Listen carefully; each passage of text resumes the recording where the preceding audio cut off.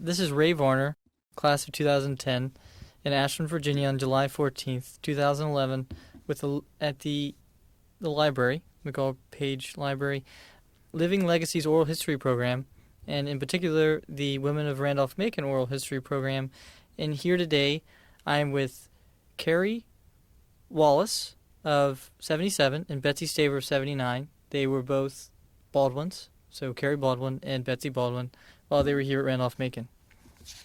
Also here in the room is Kim Dutton, class of 2011, representing the library, and Claire Stevens from the Development Office. Hello, Baldwin sisters. Hi.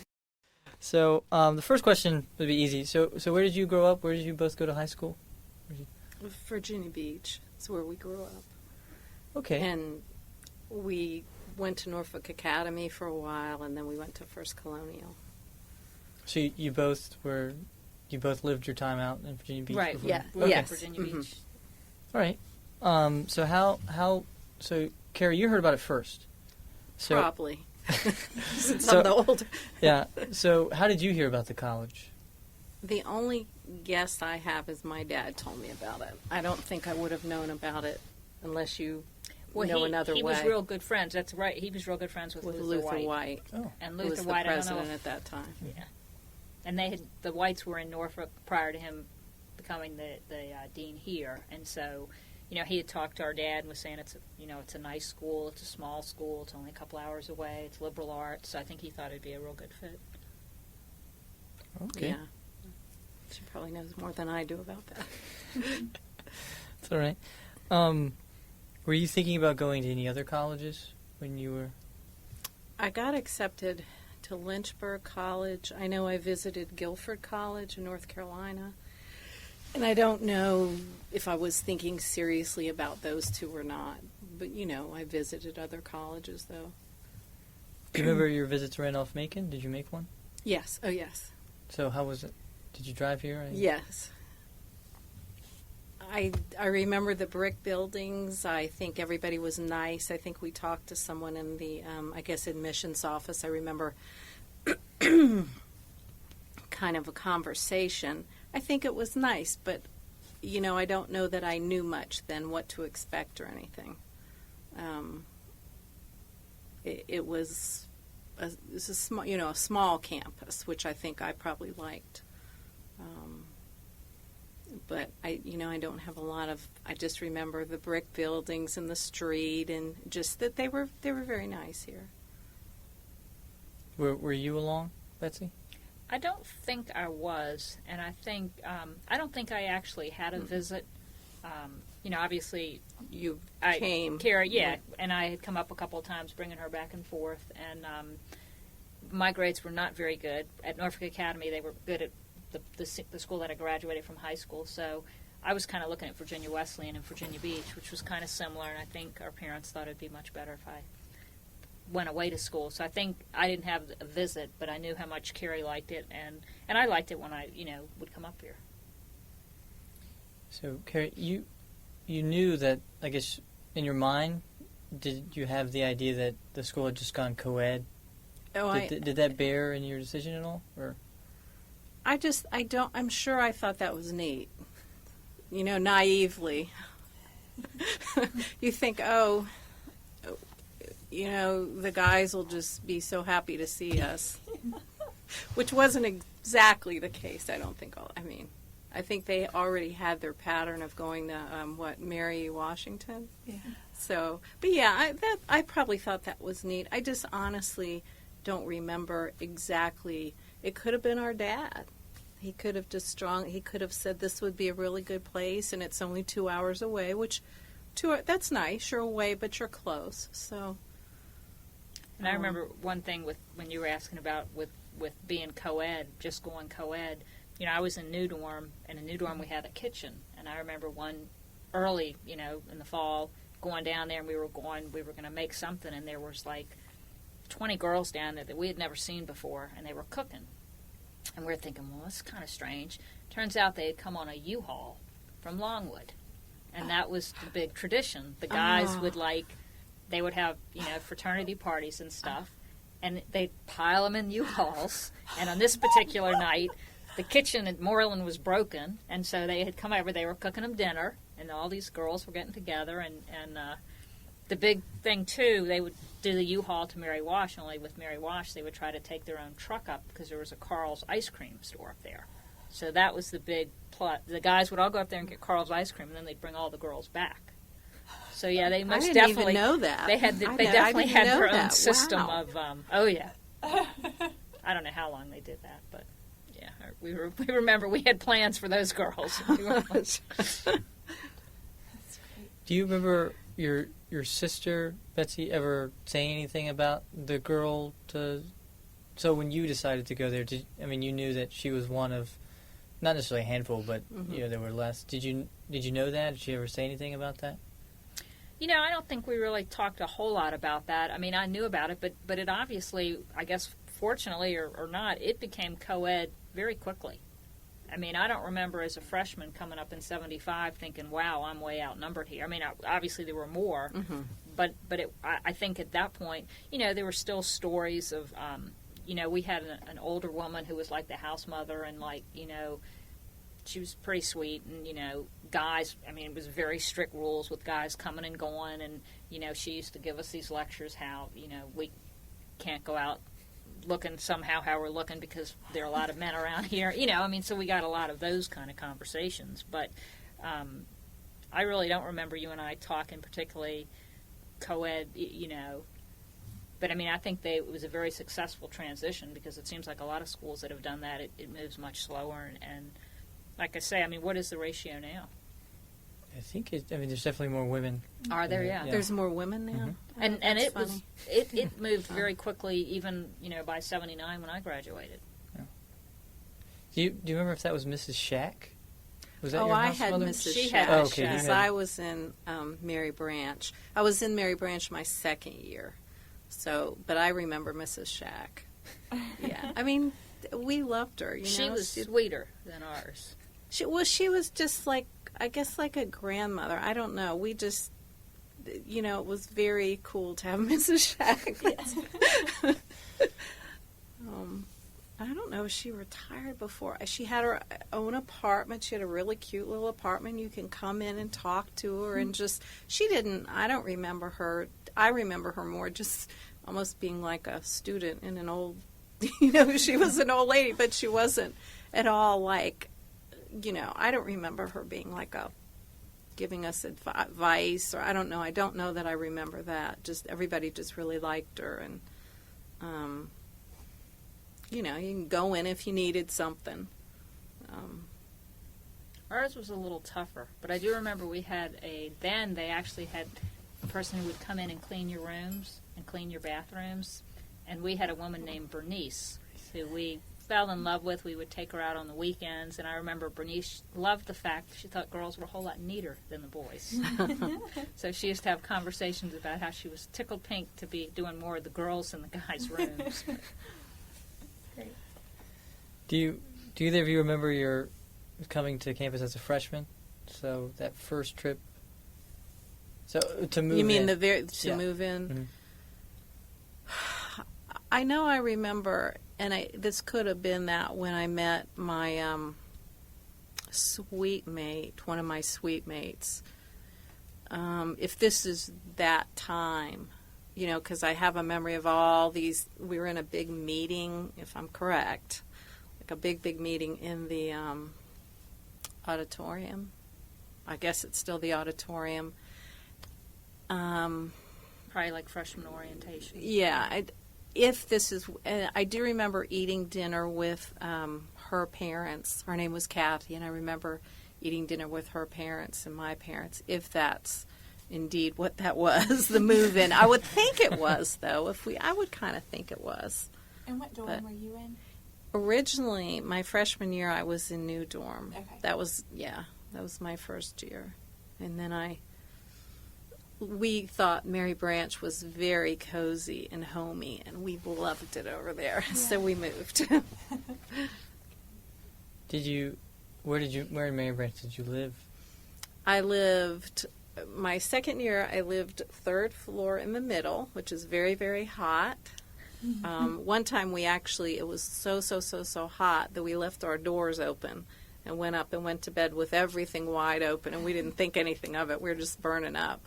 And then I was in the side closest to New Dorm. I was there, and then I think I switched roommates several different times, and then I think my senior year, I was on the other side closest to Conrad, and I think that was my senior year. And I just remember we loved the big rooms. You know those big rooms? Mm-hmm. We all loved to get the big rooms, if you could get them. Do you remember your freshman move-in?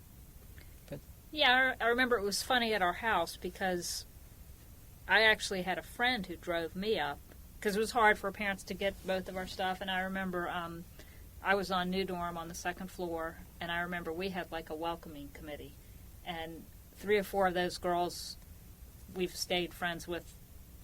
You know, unfortunately, a couple of them have passed away, but we, you know, from day one, they became close, good friends. One of them actually, I remember the second day when we got my schedule, one of them saw my schedule, and she's like, no, we got to switch you around. And I think I had Dr. Hasker for English, and she moved that one. She moved, my whole schedule changed, and she was very good at it, very creative on how to come up with reasons why I needed to change my schedule. So I remember, but I just remember everyone helping us and being very nervous. And I remember I was a huge tomboy, and my roommate was this very, very sweet girl. She was from New Jersey, and she was dressed to the T. You know, all I had was blue jeans and sneakers, which I'm still close to. But I just remember she was totally, and you know, and we were very, very different, although she got a beagle, so I remember that kind of brought us. I didn't know that. For a little bit, yeah. And and I actually was in the same room all 4 years, and it was funny, we were right by the phone, and so that used to be the big thing that we used to love to fight over the phone, because that was before cell phones and even phones in the rooms. Yeah, on the hallway, the phone. I think when you mentioned coming with a friend, I'm pretty certain I drove up with a friend, because what I remember is my mom and my best friend, one of my best friends at that time, Debbie, and I'm thinking I did come up with her the very first day, because I can remember all the car was packed with stuff. So that might have been the very first day that we came. I don't know if we came up for something where there was a big meeting. I just can picture this big meeting in the auditorium, I guess. So I don't know if I'm confused about. I know my parents met one of my suite mates and we ate dinner together, but I don't know when that was. But I think I did this. I think the first time I came, I drove up with Debbie, and all the stuff was in the car. I don't remember. I know, like when we both, at least when I arrived as a freshman, you know, I do remember we would have different meetings and, you know, different things that you were interested in, and I don't remember at all feeling outnumbered by guys. I mean, I always felt like it was a pretty, even going in for meals and stuff, I don't remember thinking, oh my God, there's like 80 boys here and 5 girls. I don't ever remember feeling that way. Did you have a separate meeting for just the girls? I don't remember having a separate meeting, and I don't know if it was strategically done so that, you know, they put 20 people together and they tried as much as they could to have an even match. But I just don't remember feeling outnumbered or feeling like there were a whole lot of guys, more so than the girls.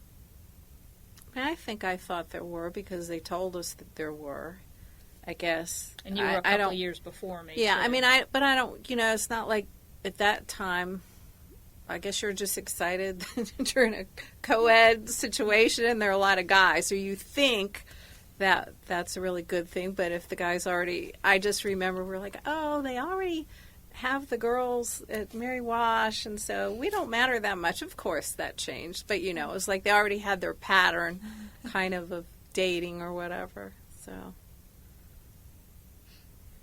do you think that more of the upperclassmen did that and then the younger males would stay around more? Or?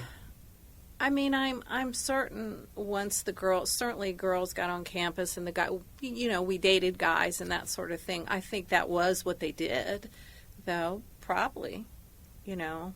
I mean, the upperclassmen they wanted to date, they had to go somewhere else, I guess. So.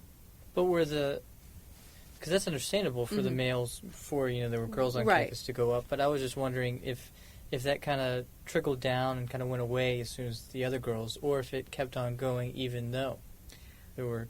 I'm assuming it would have eventually, the more girls that came, but all I remember is just maybe hearing somebody say that. Well, they go to Mary Wash or, I don't know, Mary Baldwin or, I think that did trickle away. And I don't even remember the U-Hauls after my freshman year. It had to. I mean, I'm sure it had to have eventually because, I love the U-Haul story. I think that's I never even heard that. Oh, Janet had big plans for their spaghetti dinner. Oh, I'm sure she did. I didn't even know about that. Oh, yeah. All right. Just a kind of off topic from this, but so what was the food situation like while you were here? Cary, you can start since you were. Well, I'm just cracking up because one time someone took a chicken and a whole chicken and took a knife or something and stuck it up on the bulletin board as a sign of we're not too happy with the food. I do remember that. People are always complaining about the food. That's just, but that's the thing that's stuck in my mind. Was, freshmen, these males are common. This was a male that did this, I'm sure, but. I just remember you would complain about it, but you also must have eaten a lot because I gained like a lot of weight. When you're a freshman and you're skinny and all of a sudden you're up to a weight that you're like, oh my gosh. So we ate whether we liked it or not. And there was, I do remember they had all these different flavors of ice cream and these big, big containers of, I don't remember, but just all different types. And I know we love that. And my friend, one of my closest friends who still lives in Ashland, she baked for them. And I remember that. She'd bake all this stuff. So. It's funny. I remembered loving the food. And I actually worked in the cafeteria. And I remember there was a guy named Champ. Has Champ I remember his name him. come up? I remember him. Champ, I think he just retired a couple years ago. But he was Really? here, yeah. Tall. Yeah, I know Champ pretty well. Wow, that's really interesting. I was afraid of Champ. I was too. Can you tell us more about Champ? Or Well, Champ would be the first thing you would see, and he was a little intimidating, and he used to hang out at the Lambda Chi house. And, I think he was probably harmless, but he just kind of was a little bit different, and a little, I think he was perhaps missing some teeth, and he just, he was very tall, and you'd come in and, back then Lester was in there. Well, Lester is who I was thinking about. And, Lester knew everybody immediately, so it wasn't as much with showing ID cards or any of that. And every now and then I'd be serving something, and Champ would glare at me, and I'd be like, I've done something wrong here, and I don't want to make him mad. It was like, but I remember loving the food. I remember thinking, it was all you could eat, and Sunday we had steak for lunch or something. We did have I remember the line would be really long for Sunday lunch, I guess. For people coming in. I just remember that I don't know that the food was that bad, but I do remember. It's just what story. people do. They just, it was funny. And there was John Bach was one of the guys who was, remember he was I don't know what he did in the cafeteria, but apparently one morning somebody spiked the orange juice. and so there was like the big joke that everyone was so happy and perky, And then John found out, and it was not a pretty scene. But Lester was the biggest treat. Oh, if you had a homesick person, he was really. Anybody sad, Lester could cheer everybody up, and he made it his goal. And if anybody looked uncomfortable or left out, Lester would pull them in immediately. He was wonderful. all right, so what were your social lives like here at Randolph-Macon? So who did you hang out with? What activities did you do? My friends were pretty much my freshman year, my roommate and we got along pretty well, but then I moved over to Mary Branch, and I was part of the religious, there was I don't know what it was called. The Compass Club? No, I don't know what it was called. it wasn't Young Life, but it sort was of like similar a- to InterVarsity or something. But I can't think of Do the you name. remember Jerome Ross? Joan Ross. Jerome Ross? Oh, Jerry, yes. Yeah, I've been talking to him about Oh, that you have? organization. I think Oh, it might be the what is that club? Would it be in the yearbook? I cannot think of But the name of it, where honestly. did you meet? Where would you meet? Duncan, in Duncan Memorial, we met I don't know if it was once a weeknight, but Jerry was part of that. Yeah, Jerry, we called him Jerry Bear. He was also a basketball player, correct? Yeah. Tall. Yeah. Oh, that's really neat that you even talk. I have lost contact with him. But yeah, I don't know what we called it, unless it was Good News something or It was Good News. Yeah, Okay. That's what it was. And I loved that. I was not a drinker. I just wasn't into all that. And I was we would go. The other thing we would do, we would go to Mary Baldwin, or we'd go to JMU, visit people. So that was fun. And then my senior year, I was in the choir or chorus. I don't know which. And we it was really. I thought it was pretty cool. We went on tour, and we lived in Virginia Beach, and we actually lived across from the ocean front. So we actually, if I remember correctly, we parked the bus in front of my house, and we're talking about the big bus, and we went on the beach, and then we went and sang in my living room, which I thought was the coolest thing.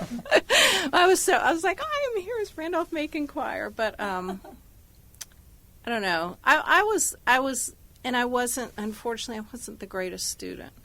I actually went back to school. Well, I continued my schooling after Macon and became a teacher.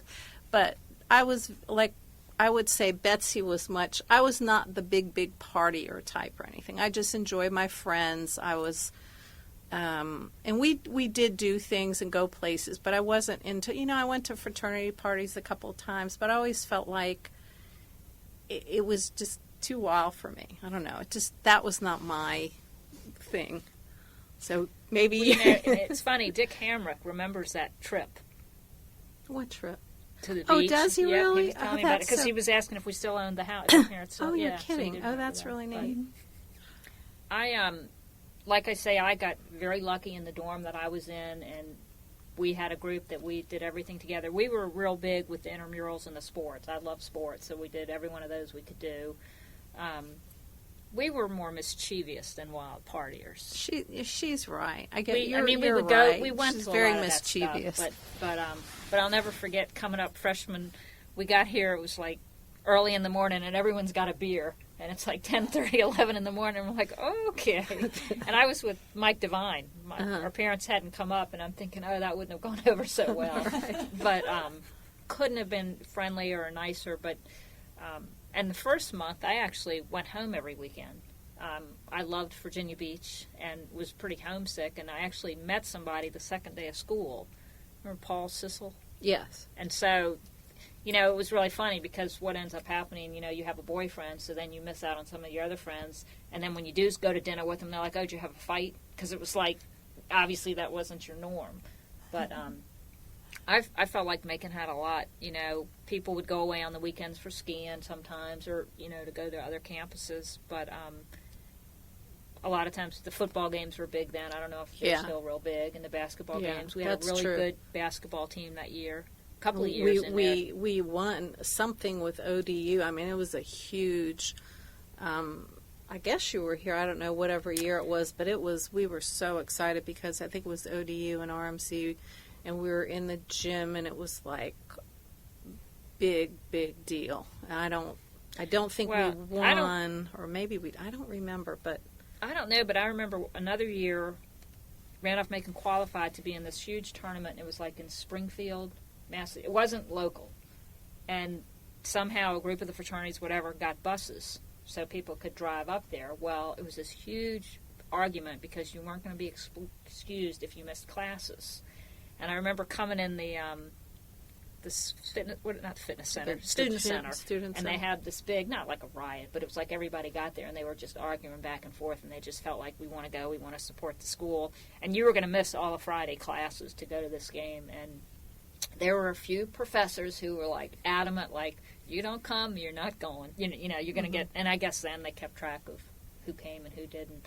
And I think a big group of the people went anyway, and I don't remember if Macon won or not, but I just remember being in the student center and people getting kind of out of hand because people were like, how could you not let us go? And I remember a couple of the English professors were like, you're here for an education, you're not here for sports. And, you know, it just kind of went out of control there. Yeah. But I do remember we loved to sit around in the cafeteria after dinner and just talk. I remember that's some of the happiest times, just being with your friends and just talking and drinking coffee and sitting there for, you know, I still remember that. And I also, one thing I did, and you may have done this too, but I babysat for a couple of, like I babysat for one of the coaches, and that sort of adds to things. You get to know the coach and the families, and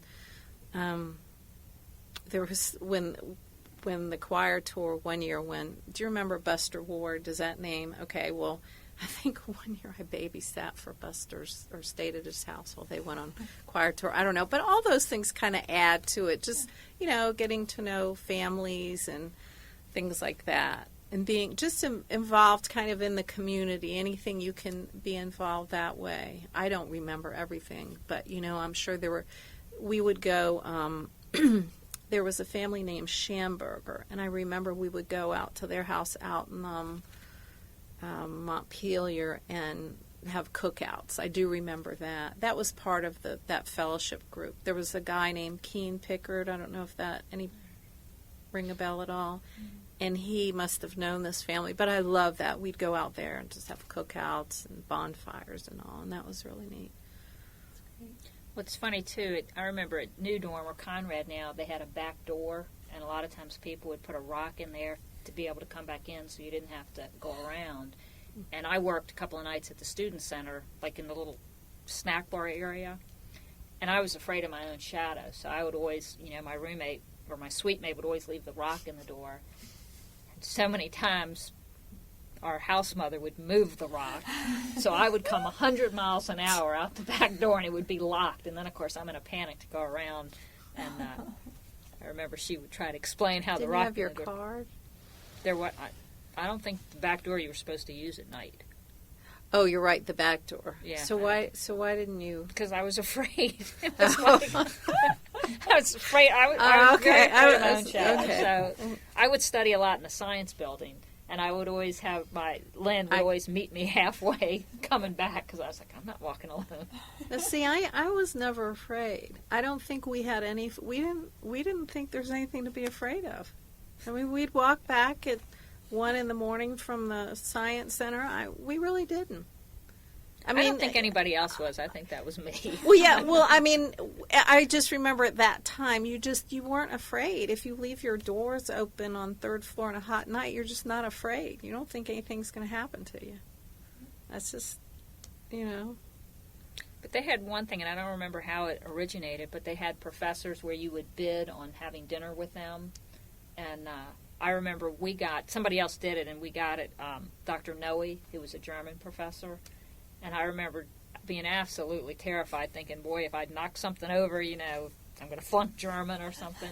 But it was really kind of neat because the different professors would do that, and they would try to get you out. And Carl Peace, remember Carl, he was a math professor here, and his son would a lot of times be with him. And so the deal was you could get math help, but then you had to watch him for the next half an hour for the next student who came in. He was a baby, right? Yeah. He was a baby. Chris, yeah. Yeah. Mm. Can you tell me more about intramurals while you were? Intramurals was pretty much what we would do. Like we did it for softball, we did it for soccer, we did it for basketball. We even tried to get an intramural girls football team, and we played Mary Wash and got annihilated. It was very ugly, and clearly they had far more of the power and the size than we did, and that we squished that real quick. It was a lot of fun, though. We would do basketball, we would do like, I'm trying to think. I don't know who we would play. I guess Mary Branch or That's the what I girls' was. dorm. I don't. remember. I didn't do that. I mean, I played tennis, I think. Well, but I and don't see, think I. And we did like the New Dorm or Conrad would be like the East and the West, and so I think whatever teams, because I think we had our own team just on second floor West. You did. Yeah. Oh Okay. yeah. We had that group was just a group that everybody stayed together. I mean, there were probably 18 girls that stayed there. A lot of them were sophomores when I was a freshman, but stayed in that whole dorm, and became close friends. And I remember Laura Williams' parents took us several times spring break to Florida in their Winnebago. Oh wow. And it was like 8 of us. Yeah, I mean they. Oh wow. But that was my memory of intramurals. I know we did basketball, but it was just a lot of fun, and we would play some tricks, and we'd go over in the gym, and not totally organized, but our group would always practice and just have a good time with it. Would you would compete against other girls, or would you ever compete with the? Not with the guys. Oh, No. Well, we may have one time with Moreland, but they had to use their non-dominant hand. We did have a basketball game with them once, but they had to. I don't remember what their rules were, but we clearly had the advantage. Were there any co-ed intramural teams? So half guys, half girls, or anything like that?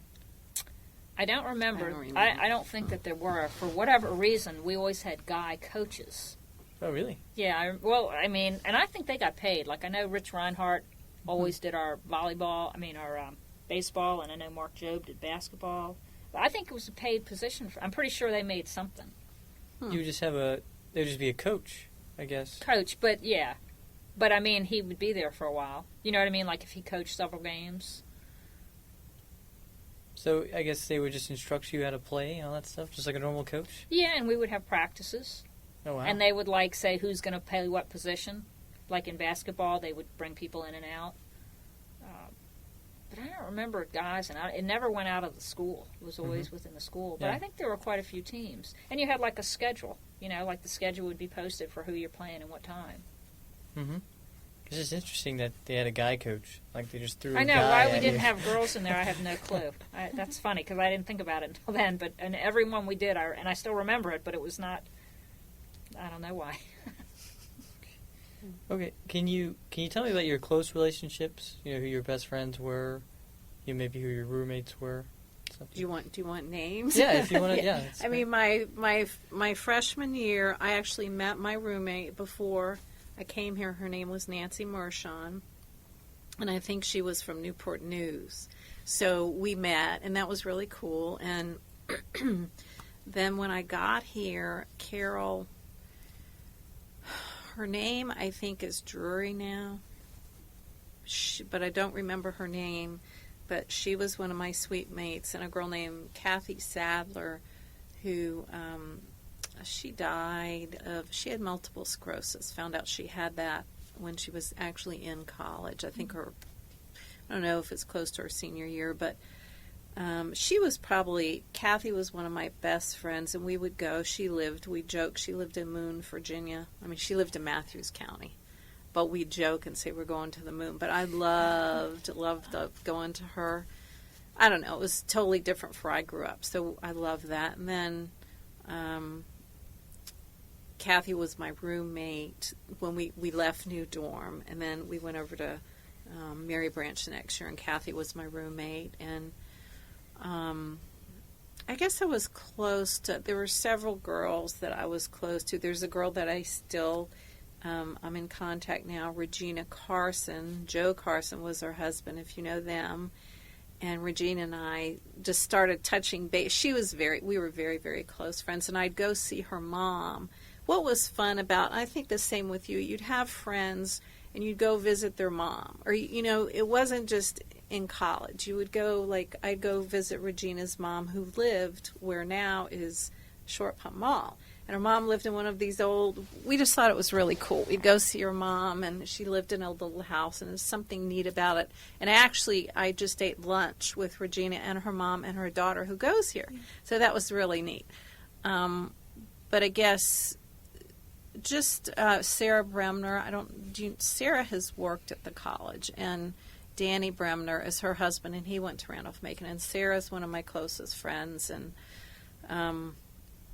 I still see her. She lives in Ashland. But I guess, I'm trying to think, that's probably enough, right? I mean, they're just, Well, you know. Yeah. I mean, why? What made them? You know, your friend. What did you? Did you all do the same activities, or you just ended up in the same place? I freshman guess year, we certainly had things in common. I think we were more conservative. Like, none of us were heavy drinkers. Nothing. I'm just saying, none of us were really heavy drinkers. We were more on the conservative side.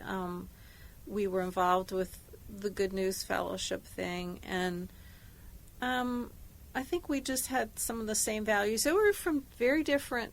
Kathy's dad was a barber, and then Sarah.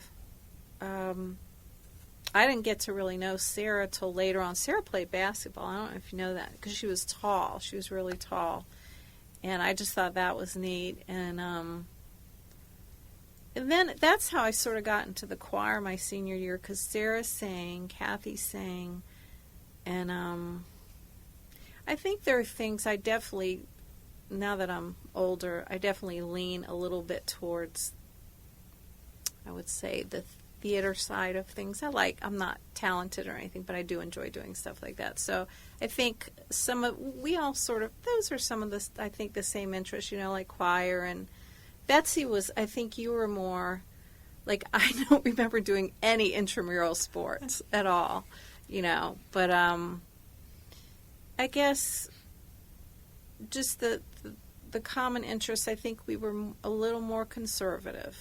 We were, you know, we weren't crazy about the guys coming in, and you'd walk in the bathroom and there was a guy. We weren't real crazy about that. I mean, you know, it was just as kind of, you walk down the hall in Mary Branch and there's a guy in the bathroom and brushing his teeth or something, and that was just kind of, we preferred that they not do that. Yeah. But, so I don't know if that answers your No, just. question. Yeah, I mean, Yeah. if you have any stories about them that you'd like to share. Yeah. It's just, it's so hard to remember things, you know. I remember that I used to get thrown in the fountain by God, you know. And soap in the fountain. And soap in the fountain. Betsy's probably the one that, I mean, while she's talking, I might remember something, but I just, do you remember, Betsy told me this story recently about, remember what Anne did of the class in which she wrote on the board? Oh, You should tell them that. Ann Cox Jones is the mastermind of every creative prank and stunt that was ever done, and we usually helped her, but she would create them. And we were going to class one day, and we were thinking we didn't really want to go, and it was early, so Ann goes in early and writes, "Class, whatever, cancel today." And it was, I wasn't in the class with her, but I went with her, and it was, but I had this English professor, and it was Professor McDonald, and we waited around. We went back to the student center, and then we pretended, when it was getting closer to the time, to be walking to the class. And somebody goes, "Oh, English is canceled today." And I'll never forget, Anne would have thought she won $1 million. She was like, "Really? Oh, wow, we don't have to go to class." Well, of course, you know, the people that were gotten there a couple of minutes early, you know, left. The ones that got there in time saw McDonald, and he was furious. Oh, he was mad as a hornet. And I don't remember what finally happened. She didn't get caught because nobody knew that it was Anne. But Anne, another time, we decided to send Valentines to the professors from other professors. So we would have, like, there was this woman who was, like, very sweet and prim and proper, and she wrote a very suggestive Valentine to Dr. Moore. And we, like, switched them all around. So we were cracking up because in the student center, all the professors at lunchtime were trying to figure, and then they all, you know, started talking and kind of figuring it out. But I actually, and my suite mate was a girl, Lynn Calloway, who was very much into sports and athletics, and I think maybe that's why we were big with intramurals. But we had Janet Harvey Trevette and Annie Homelands and Laura Williams and Sue Gunn and Susan King. We still have a Randolph-Macon Supper Club that we do once a month, and it's pretty much, the same group and who's still around. And most of the time we would like, Anne liked to pie people, and so that was like a big thing. So sometimes you'd call somebody on another floor and get them to come to the phone, and Anne would run out with a pie, and usually she got caught. And Janet and I used to like to throw water balloons at people. We liked to, Moreland guys would walk by, so we'd like throw the water balloons, and we were always disguised so you couldn't tell. And George, Janet's husband, as a matter of fact, when they got married at Janet's house. And like, I think our whole second floor group, we went. But George was sort of the stabilizing factor. And my junior year, Janet was the RA. And sometimes Janet needed an RA, and George had graduated then, and he was actually, I don't know if he was at law school then or started his medical school stuff, but George would come up and he would set us straight. But the big thing is Janet used to love to go get these, what are they called? It was a greasy hamburger thing at the truck stop. We didn't have a whole lot of places to go. I can't think of the name of the truck stop. Right down here? Was it Kelly's? I think it was Kelly's. I'll have to ask Annie Johnson. Annie would remember. But, it was gross. It was the greasiest thing in the world. But we would, Friday nights after some people had too much to drink, it was like, let's go get that cheesesteak. And it was just nasty. And then there was a little Chinese restaurant on Route 1 up north. And we would always go there. And poor George Trevette would have George and 6 girls. And then we'd always get these, the fancy drinks and the, with all the designs on the cups from the Chinese drinks. And Sue Gunn had a very old car. And Sue, after she'd had a few drinks, anybody could use the car. And so it used to be the big joke that, Sunday morning, be like, I wonder where that dent came from, It'd be like, and it was an old car, and it, didn't matter, and, and it was funny, too, because I started to get more motivated to study because the guy that I was dating wanted to be a dentist, but I was not a good student. And fortunately, Janet geared my schedule all the way through. And I remember my junior year, Russell Bourne was one of these. He was in the counseling thing, and Russell had this class, and it was called, I don't know the name of it, but it was ethics. So we go, and this was a colloquy. It was 1 month long. And so we go the first day, and it's okay, I want you to write a paper. You pick your subject. You get it approved by me. And then you have to present it. And you've got to present. It's a 10-minute presentation. And that was January 4th. Well, then he said, okay, we're going to start doing these presentations January 18th. And if you need me in the meantime, call. So basically, well, my roommate had some astronomy one with Dr. Baldridge. And she was in class from about 8 to 2 every day of the week. Jan and a group of us went skiing for a week. We went down to the beach. We were had the whole, well, everyone in our class got an A.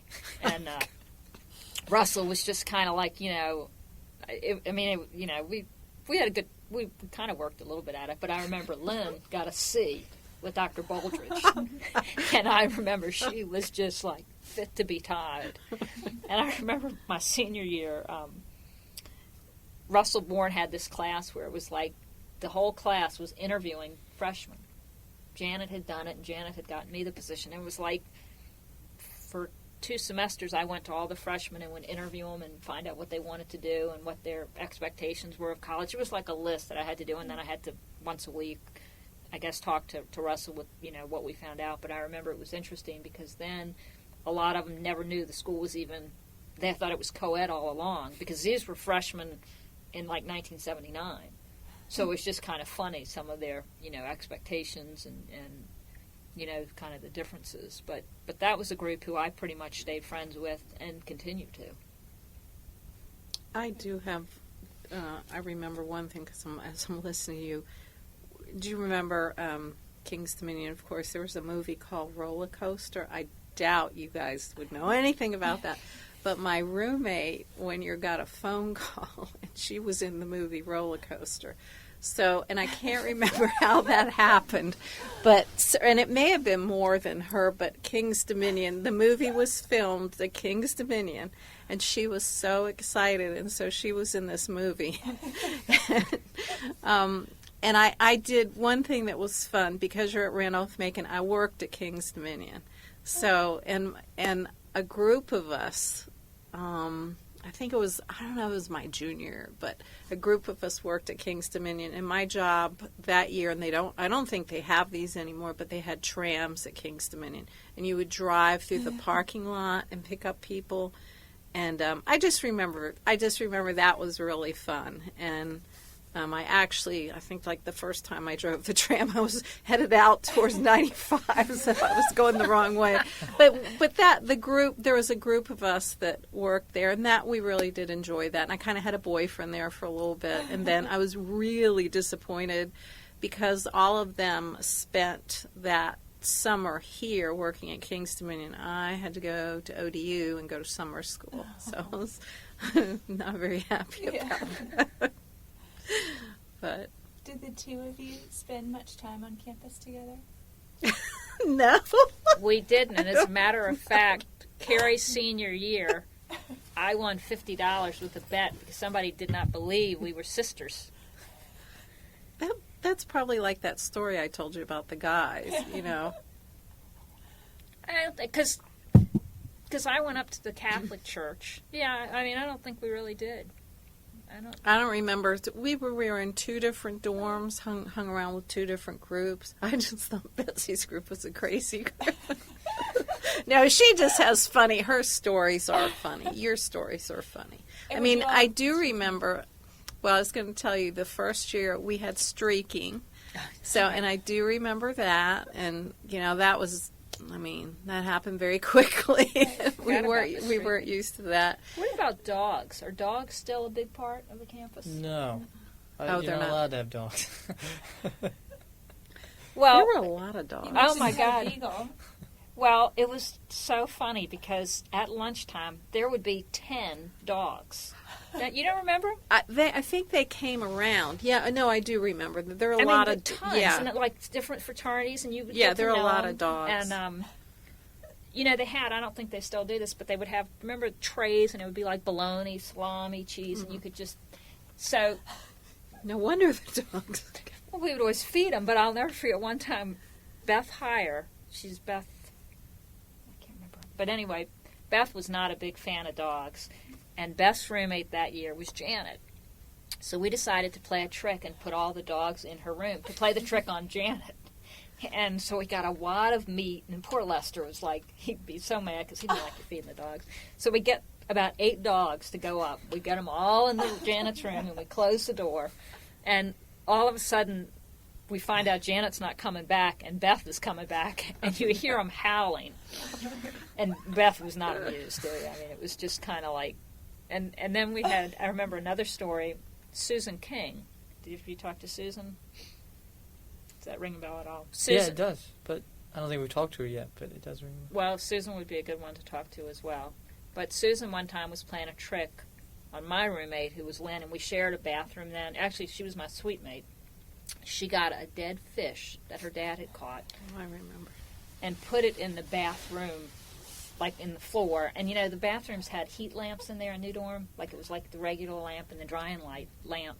So this fish stayed in our shower, like, the whole night.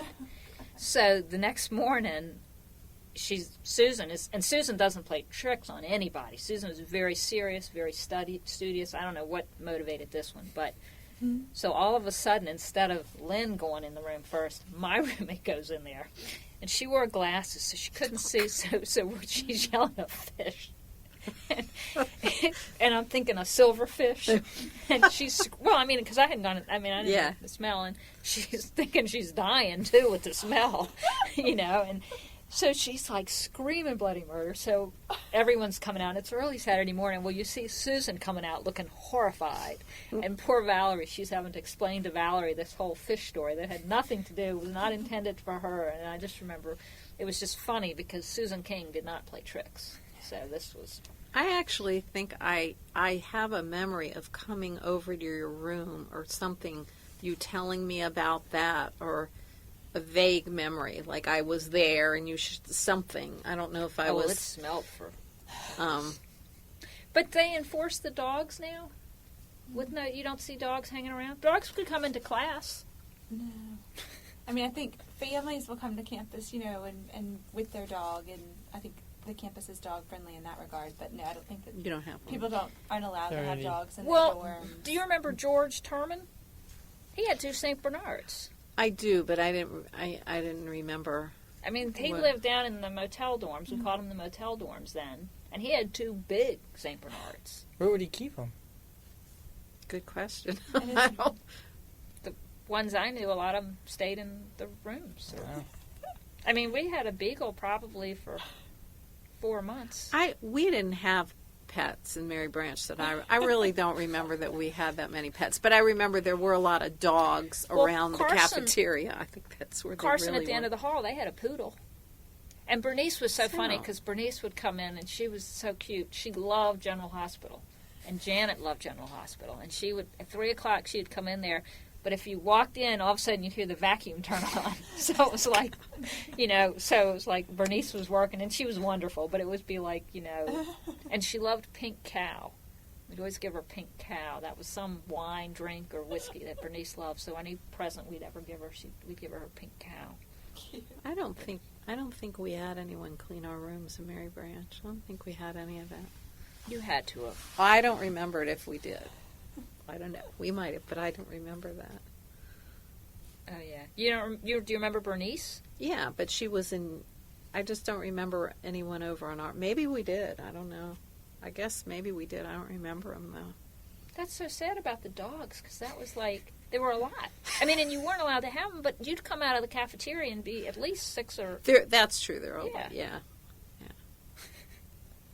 I do sad. remember also when you're talking about something you're talking about when there was a party, a surprise party. It was always fun. You'd crowd all these people in a room, and then the person would come in and everybody would scream surprise. But college was like the best fun you can have without any worries. I mean, you were supposed to be studying, but I just remember looking back at my college days and it was just pure talking with your friends, and you had one little room that you lived in. You were totally content, Well, we had Mayberry's ice cream was there. Yeah, That was Mayberry's right on the ice corner, cream so was that there. was That's big. true. I forgot about that. Yeah. And then Hanover Pharmacy was there, and Hanover had the little ice cream thing, so that was the big hot spot. And I think it was Below Pharmacy. It was AMP. It was AMP. And the fountain turned colors. Does it still turn colors? Doesn't. Okay, well, the I don't fountain think turned so. colors, and that was really pretty. So we loved it. We'd sit around and play guitar or something like that, and we loved the colored fountain. And that's a shame. Do either of you remember any of the visitation policy rules? Yeah, the In the boys door? weren't supposed to visit. There were rules, but they weren't followed. Yeah, I believe there were pretty strict rules, but the boys snuck in. I got to be close friends with my suite mate because I couldn't go in my room most of the time. And my roommate, freshman year, ended up leaving early and carrying child. So I spent many nights there on the weekends, and she loved it when I went out of town for the weekend. I think, wasn't there a visitation, the boys, some sort of weekend visitation? Do you remember? I don't think it was. It couldn't have been the guys could never come in because I remember They couldn't come. You couldn't see them in the morning. Like my roommate, my freshman year, I wasn't allowed in the room for. She hadn't seen him, and I think he came to visit for a weekend, and I was, I had to stay away. But there must have been. I think they just honestly hadn't seen each other in a while. But I think you could bring. There was something on weekends they could come. Maybe I just don't remember strict, explicitly. And they had to be out at a certain time because Yeah, that was the it big was- thing with the rock at the back door. Yeah. Because supposedly if they'd come out, if it was in the morning, you weren't supposed to. I mean, I remember a couple of scenarios where you'd see a guy. People would be, is anyone there? Is anyone there? And they'd like gradually get him out of the building. So, I mean, I don't remember it strictly being enforced, but people didn't want to get caught. I mean, they definitely, my freshman year, they definitely broke the rules on that. And the guys definitely were in the dorms, when they wanted to be. Did you have a curfew? I think we did. I think we were supposed to be back in. Like, you mean if we weren't in by that time? Yeah, the women, if you had to come back to your room. I don't remember. I mean, you had a card, as I remember, to get back in the dorm. See, I'm thinking that whoever we had, she would call people down for you. Like if a guy came, it was I a certain do remember time, that. and You're it right. Would be like, yeah, you're right. They'd call, like to give you permission, or they wouldn't let them come in, or. I do remember that. That was earlier. Like I don't think it was as enforced, later. So they laxed. I think so. Yeah. I cannot remember if there was a curfew. I just I don't remember, because when we'd come back from the library late, I don't know. In New Dorm, seems like there would have been, but I don't know. So switching to academics now. So what were your majors? Mine was sociology. Did you start out with that, or how did you decide that? I decided that because religion was too hard, and I thought I was just gonna. I actually went home, and I said, I think I'm gonna drop out. I mean, it was like religion was so hard. It was all these papers and all this stuff, and I went home, and my parents said, well, we'll send you to secretarial school, which was absolutely the pits as far as I was concerned. So I don't think I went home for long, maybe for a weekend. And then I came back, and I majored in sociology, which was easier. I mean, I think I just panicked with all the work required for a religion major. Who was your advisor while you were here? Gosh, I think it was the Spanish teacher. I was trying to remember that, and his name. Do you remember? Oh, I can't remember. Chalice. I thought at least he was my advisor originally. It could have been Corin. There was the Soch professor was Beverly Corin, and she could have become my advisor. That I was trying to remember, but I thought Chalice was originally my advisor. And what was? I was psych and biology. I kind of wanted to do pre-med stuff. Al Acey was my advisor. And have you heard about Al Acey? No. What? Well, he was just, again, Janet guided me through this, and Al Acey was very enjoyable, and we learned a lot of life lessons. Academically, it was not horribly challenging. But he was just very enjoyable and a lot of fun. He was. I remember him, yeah. So I was psych and biology. And I actually, oddly enough, did not do well in high school. I did well up at Macon, and I studied. I mean, I didn't really do so well. I don't think I, at that time, was really doing what I wanted to do. And I think that was part of the reason why. It's interesting. My senior year, a friend of mine came as a freshman, and real nice girl. We still keep in touch and everything. She, unfortunately, did not get the guidance for the classes that she selected, and she flunked out after a year. But I remember thinking it was just kind of sad because she had done well in her math SAT, so she got put immediately into one semester of calculus instead of finite or logic or statistics. She got B.J. Seymour for religion. She just got very hard, and it was just kind of sad because I'm sure, every class is hard and difficult, but I don't know now if there's as much. I mean, there were certainly some classes you could take where you'd be like, oh my gosh, and there are others that you could take and it would be a little bit easier. But I remember Professor Smith, Ed Smith, I still see him at church some, and we used to, in Fox Hall, do you remember the doors raised so there was space between the doors? Is that still the case? I don't know. I've never noticed that. We used to fling pennies under it during the class, trying to get their attention because it had glass. It wasn't a solid wooden door. And I remember talking to him later thinking he was his vision was affecting him because he could basically see like a penny go through. But I remember another time it was like a huge snowstorm, and they actually closed classes. Oh, I can remember. You know, we didn't have snow very often, but I remember the first day back when we had to go to class, we were trying to talk somebody who was in the class into to not go into the class. We were trying to get their attention to come out, and so very often. But I remember the first day back when we had to go to class, we were trying to talk somebody who was in the class into to not go into the class. We were trying to get their attention to come out, and so a snowball was thrown and it broke the window, and it was Professor Smith. And he saw, I mean, he knew who it was, you know, and I remember it was just real funny because Mike Pandak was in there, and Mike was real nice guy. Mike is he's a physician now, and Mike was trying to explain to Smith how the snow had gotten the best of people, and, you know, trying not so we didn't get in trouble, and it was like, they ended up, you know, the window had to be paid for, but there was no trouble.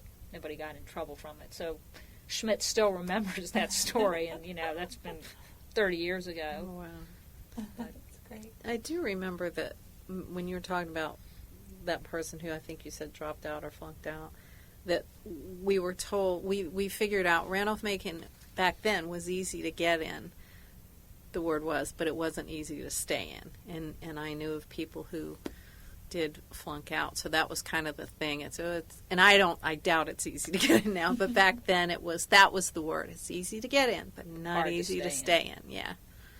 But, you know, it's interesting. I'm in the medical field, and back then we had quite a lot of pre-med majors. I mean, it was known for that. It was known for pharmacy, for PT.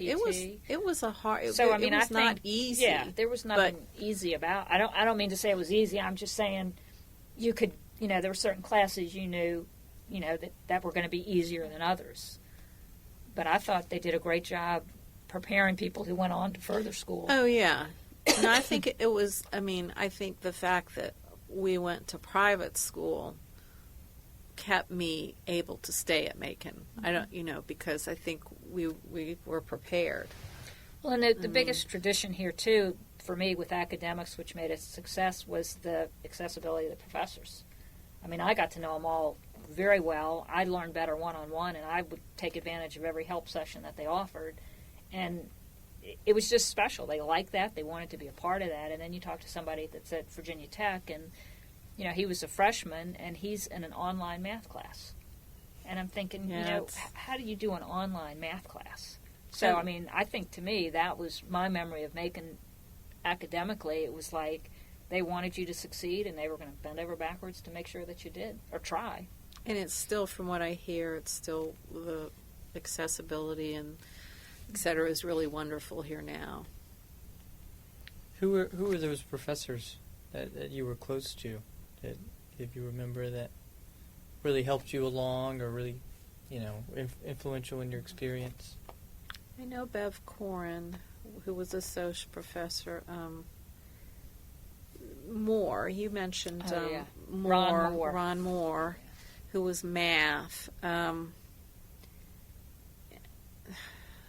this is hard. Dr. Martin, who was like in botany, and Dr. Noe with German. I know that Dr. Chalice had us over his house. I took Spanish one year, and I know he had us over his house for dinner. But I took French, and who was French? I think I took French. DeGraff was here, I think, at the time. I can't remember. I don't think Graff was there. DeGraff? She was. I think she. Was she? Maybe. I don't think. I think she just started out. I knew she came in '77. So maybe that was a little later. I remember. Yeah. So yeah, I guess that was. You know, the one professor who I thought walked on water was Dr. Panel. Yeah, I agree. And, yeah. He was probably one of my mentors, and I'll never forget, I was taking a logic exam, and I was asking him a question about something, and I remember he always had the little pipe, and he's like, I think you need to do that more logically or something. And I wasn't getting what he was saying, and he goes, "Do I have to write it out for you?" You know. But he was so kind, and he was so into the wisdom and advice and guidance. I mean, he was absolutely phenomenal. agree. And And his wife, one of my friends yeah. would go visit his, I don't know if I went with her. I think I went with her once, and we would go visit her. I thought of something interesting, but it's not on the same. No, that's fine. All right. There was a guy who lived in a house, and I think the college owns the house now. And it's across the railroad tracks. The Blanton house?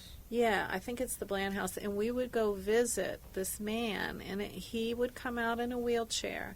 And when the train came by, I never quite understood, but he would sort of let them know everything was okay, I guess. Yeah. But we used to go visit him, and that was really neat. He had an old house, and he would tell us he had a plant that was 100 years old. And that was just really special, because I don't know how it all started, but and I still I can sort of get a vague picture of him, but it was actually in Time magazine or somewhere that he did this. So, shirts. Shirts, Blanton. Shirts Blanton. Yeah. That's the him. Blanton house. Yeah. Shirts Blanton. Yeah. Apparently, the rumor is that he was working bank security.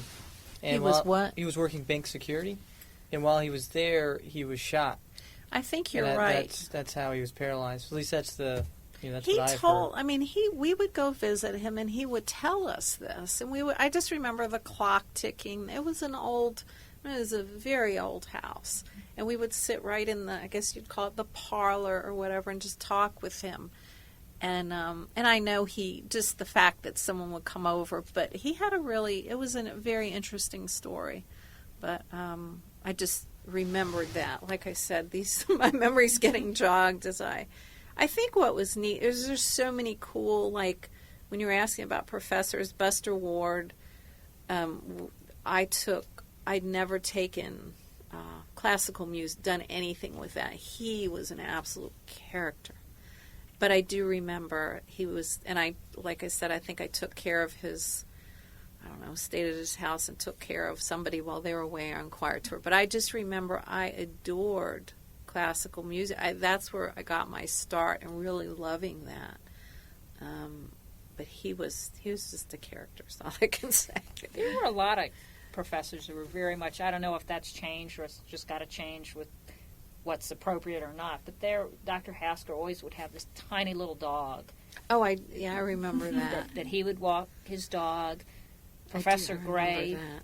was interesting, and it was like a variety of Richard Chappell. Watson. Oh, Willie Chappell. Willie Chappell, he was Oh, I forgot Willie Chappell. He was the sweetest thing in the world. He was very sweet. We used to crack up at the infirmary because the doctor was a pediatrician, and you got Donatol for everything and anything. I mean, people could go with a foot infection, a sore throat, or an earache, and everyone came back with the same little green pill. And so it was like the big joke of that. And it's funny, too, because I would call on Hill Carter and Richard Lee, who then were the pediatricians, and Hill Carter still sort of practicing, and he used to laugh because some of the stories some of the students would tell him, he was just as amused at the students as the students were at them.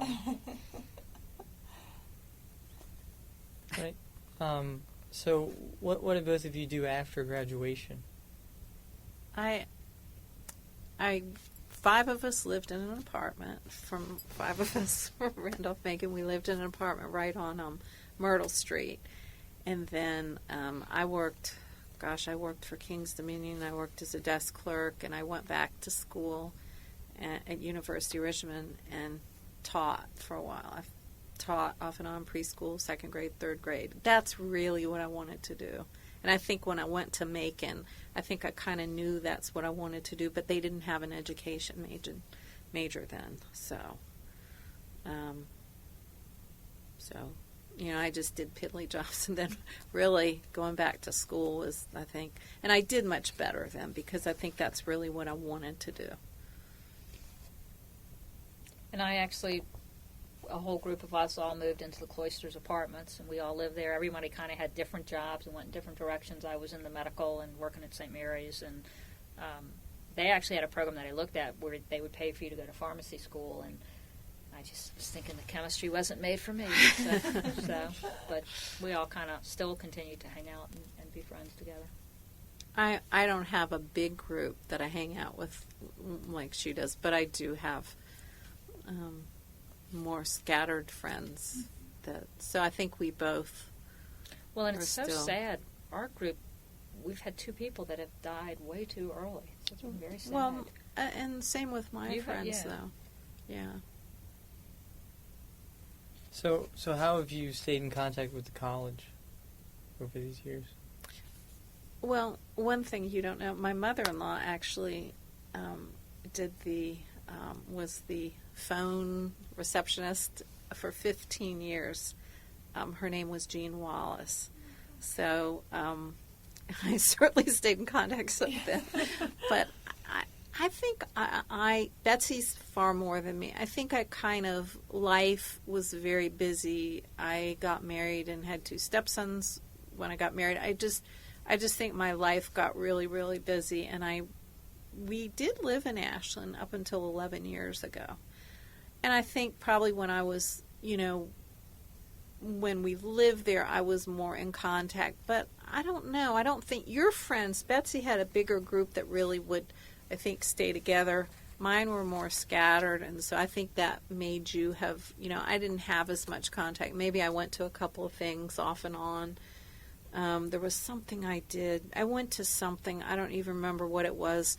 They had some sort of breakfast or something, and they had alumni come in and talk about maybe their job situation and networking. That was, I don't know how many years ago. That was a long time ago. I know I was involved in that. But, I think I'm more just once in a while I'll come in and go to something, or I don't know. It's just, it's just not as you more so, I think. Well, we were would come for a involved. variety of reasons. We would come. My son was in Indian Guides, so they would always come up for a football game. We did all the homecoming stuff.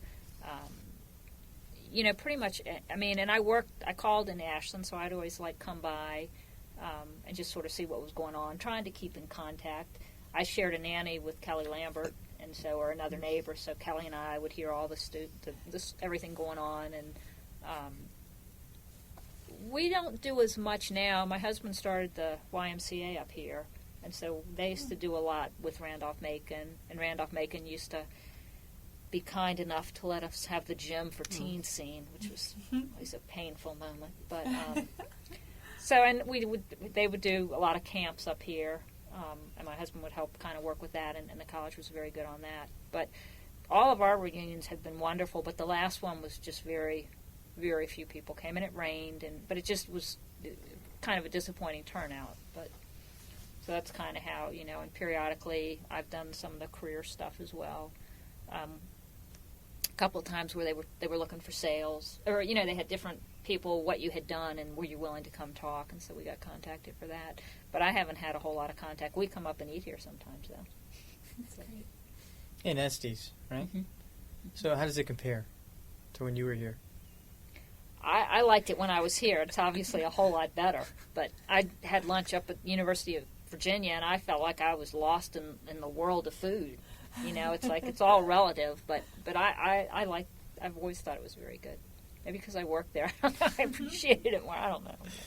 Well, I think one of my friends, Sarah Bremner, for a while, I don't know that they still do this, but they would eat dinner every night here because she worked in Ashland, and I don't know, I think she and her husband they thought that was fun, and they, yeah. I don't know that she still does that, though. We would see them every time, and we didn't come often, but they were there. They were there every time? Oh, okay. They'd always go talk to them. Oh, that's funny. My mother-in-law still has a little group that meets for lunch once a month, I believe. I think at the lunch in the cafeteria. That's great. All right. Another question is that let's say there was a woman, entering Randolph-Macon right now as a freshman, or it could be a man, I guess, or women, or whichever one you want to think about it. What kind of advice would you give to this person while they were going through Randolph-Macon, based on your experience and afterwards, and what would you tell them? I already know someone who's coming here, one of my students. Oh. It's a riot. Well, what would you tell your students? I heard that there's a wonderful, the professors are wonderful as far as being in touch and accessibility, that it's really wonderful. They really care. I just heard that's just really great. Do you want me to honestly tell you? Yeah, what would you? I did hear that, and if this is not true, let me know, that they did not have sororities, which you guys probably know when we were on campus, and they do now. And I did hear that they rush you before you even get your grades, and that this is what I was told, that, say you come in and you're rushed and your grades go down, where I thought it used to be you had to maintain a certain grade average. Is that true? Because I don't want to... You have to wait till your second semester of school anyway. Oh, you do. So But- maybe that's not quite But correct. you have to have a minimum GPA to rush. But then after that, I think you have to the sororities or the fraternities set it themselves that if you drop below the line, you might have to. But that's determined by the different organizations. Okay. I think each fraternity and sorority has a national Yeah. GPA that they need to maintain and that you have to have to Mhm. enter, and you will have already gotten your grades before you. Okay. rush. Because I think I would just say you want to be careful to keep your grades up and not. I hear the social, there's quite a bit of, some drinking and that sort of thing. So I would say just be careful not to let that kind of be first. And that's what I would say. Just you don't want to drop out. You don't want to all the partying. And this particular person probably is not like that. But I think we used to say when I came to Macon, there would be people who had never been out of the house. It seemed like, and they just could not handle all the freedom. And we saw girls like this who had no clue what to do with all that freedom, and they got into trouble. And so I would just say, be careful. Make wise choices. You don't want to have a whole bunch of fun and then not graduate, because you're here for a reason. Yes. So Absolutely. And I just would try to tell them to love every moment that they're here, to benefit from the smallness, the family knit, the relationships that they'll have, even if they don't know. One of the things that I think is kind of neat, so many kids today have no clue what they want to do, but yet so many places expect a college degree. And I always feel like at Randolph-Macon, it doesn't matter. You're going to get your degree. I mean, one of the reasons I picked psychology was it was kind of like, well, I don't really know what I want to do. I like medical. At least I'll learn about people, But I just felt like Macon, they're going to meet people that they're going to be friends with and communicate with the rest of their life. And as hard as it may seem at times, it's the easiest time of their life from a standpoint of utilizing your time. it's a wonderful time of your life. And just to It's a try really to start wonderful with good time. habits and, make it for what it's worth. And as small as it is, there's still enough variety and enough diversity so that you can find something that's going to work and that's going to be successful for you. And to take advantage of the professors, because most schools don't, you get a teaching assistant somewhere who's hard to find. And even the kids that love sports, but they certainly wouldn't play at a UVA, at Randolph-Macon they can have that team corrupt. I think it's a great true. school and a great program. That's true. Is there anything else that you would like to have on record, or any stories, or any anecdotes that you would like to? We can't share the important ones. I don't. I can't think of That's it. all right. Well, I mean, that's all that I guess we have. But thank you so much for your time.